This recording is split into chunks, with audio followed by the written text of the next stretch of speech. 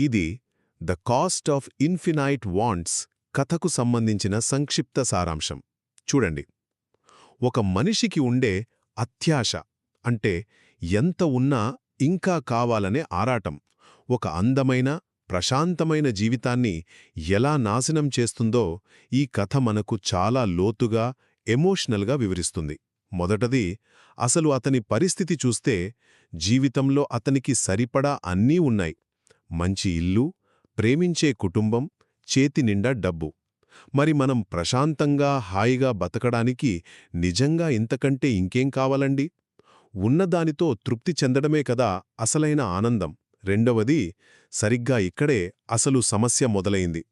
అతనికి ఆ ఉన్నది ఏమాత్రం సరిపోలేదు. ఇంకా ఏదో కావాలి, మరింత సంపాదించాలనే ఒక రకమైన పిచ్చి కోరిక అతనిలో మొదలైంది. సముద్రపు నీరు మనం ఎంత తాగినా దాహం తీరను కదా, అచ్చమలాగే అతని ఆశకు కూడా అంతు లేకుండా పోయింది.